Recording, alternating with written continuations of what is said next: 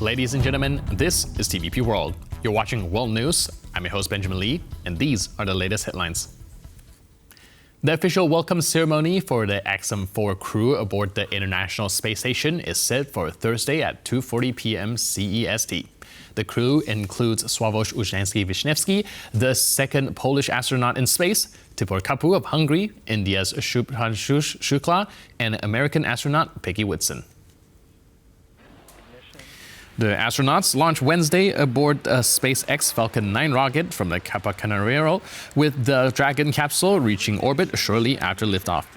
With preliminary procedures already underway, docking within the ISS is expected to begin at 12:30 p.m. CEST and finish by 12:43, with the hatch scheduled to open at 2:10 p.m. During their two-week mission, the Axiom-4 crew will conduct microgravity experiments and take part in educational outreach.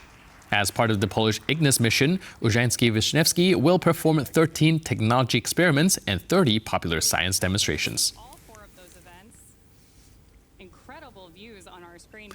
Selected from a pool of 247 candidates in the Hungarian to-orbit program, Tibor Kapu is representing Hungary on Axiom's X4 mission alongside Polish astronaut Sławosz Uznański-Wiśniewski.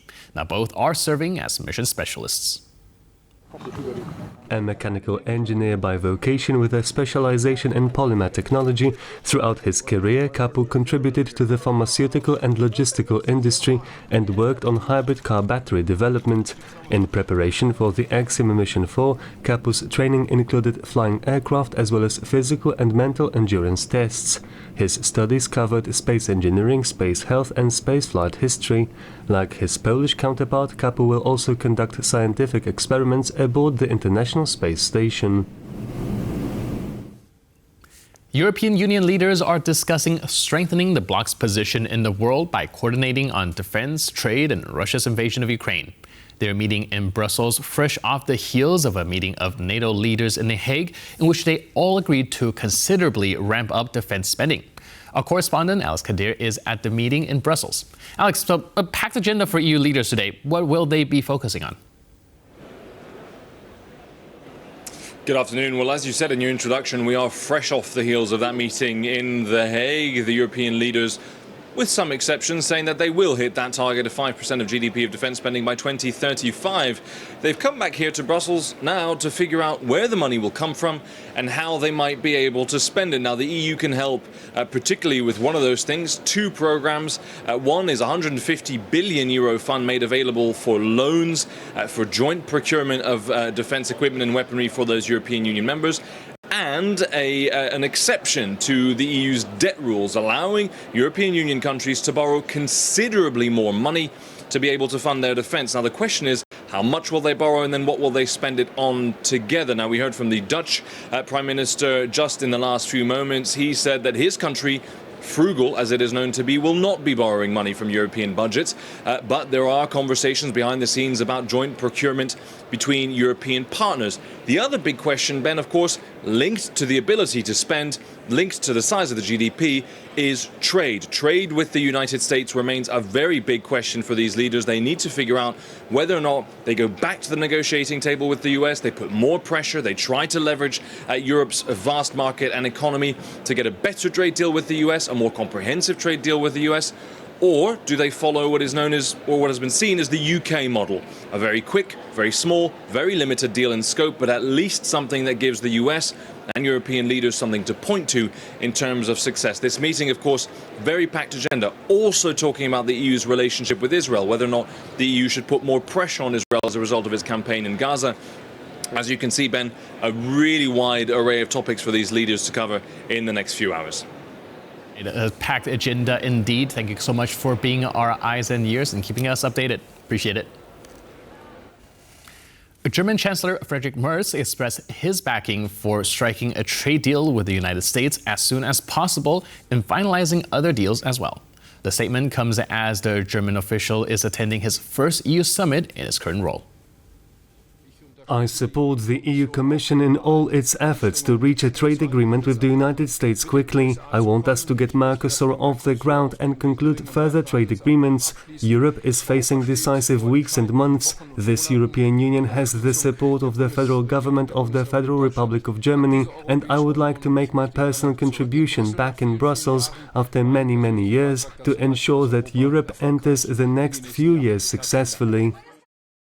Speaking to the press ahead of the European Council meeting in Brussels, Hungarian Prime Minister Viktor Orbán dismissed the possibility of discussing Ukraine's potential EU membership. He pointed to an online referendum conducted by his government where 95% of participants reportedly opposed Ukraine joining the European Union. Ukraine cannot bypass Hungary when it comes to its membership in the European Union because, in the end, you need a unanimous decision. Even opening the negotiations themselves requires a unanimous decision. There is no unanimity, so it's not going to happen. Nothing can happen today that has legal ramifications for Ukraine to attain membership in the European Union. You can make statements, you can talk, but the EU will not have a common position because Hungary does not support it.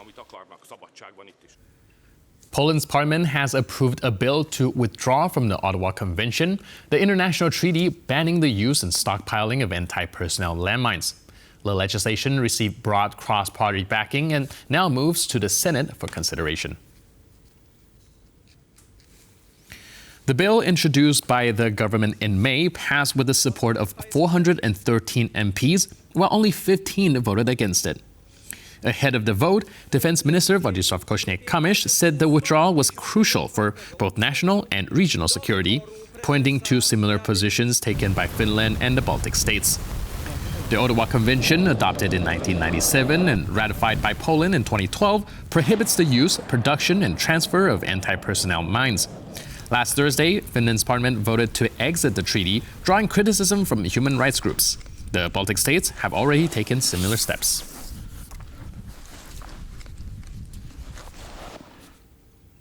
The European Commission will set up a pact for the EU's eastern border regions. It will be chiefly aimed at economic development and defense of the eastern flank of the bloc. The initiative was announced by Rafał Fito, the Commissioner for Cohesion and Reforms, during a visit to Białowieża near the Polish-Belarusian border. The talks are attended by representatives of countries bordering Russia, Belarus, and Ukraine. Regional authorities have called for special provisions in the EU budget that take into account their problems and challenges.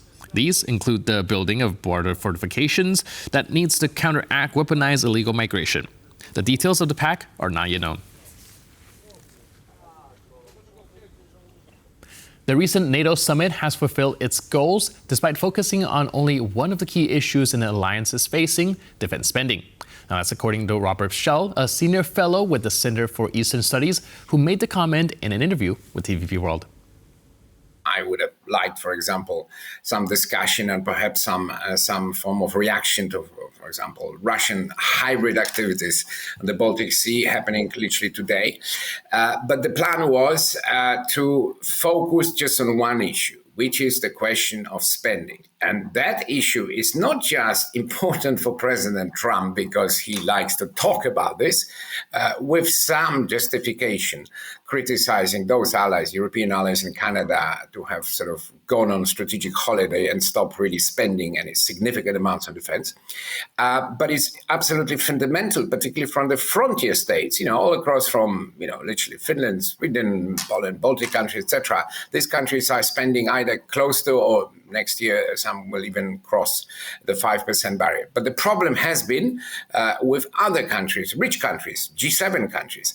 And this summit, by taking this pledge, yes, it's a political pledge, it's not a treaty, if you like, but it moves the goalpost very far and in absolutely the right direction. So it kind of creates the foundations for doing lots of things which are absolutely indispensable in order to face up to the threats of Russia, but also of China and any other threat which may emerge.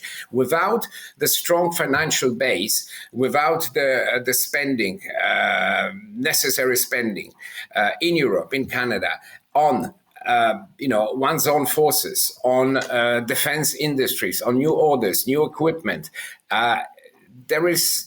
it would be very difficult to implement collective defense plans. It would be very difficult to continue helping Ukraine and be prepared for any contingencies. This is the lesson from the Cold War as well. So in that sense, I think the summit has fulfilled its goals. But the real work, now the foundations have been built, now you have to start doing all the other things in terms of actually necessary decisions in the capitals. The EU has a role to play.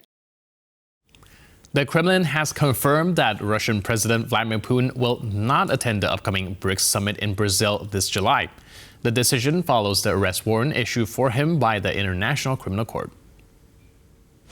Putin's foreign policy advisors stated that the Brazilian government was unable to take a clear position that would allow the Russian president to attend the summit. Moscow will instead send the Russian Foreign Minister Sergei Lavrov to Brazil. The International Criminal Court deems Putin a war criminal as he stands accused of deporting hundreds of children from Ukraine. The warrant for his arrest was issued in 2023. Russia denies allegations of war crimes, and the Kremlin has dismissed the warrant as null and void. This is not the first time Putin will miss a BRICS summit due to the ICC warrant. In 2023, he did not attend the meeting held in South Africa, as the host country is a signatory of the Rome Statute. However, in 2024, the summit was held in Mongolia, also an ICC member state, where a red carpet was rolled out to greet the Russian president. The BRICS group serves as a political and diplomatic coordination forum for countries from the Global South and Russia.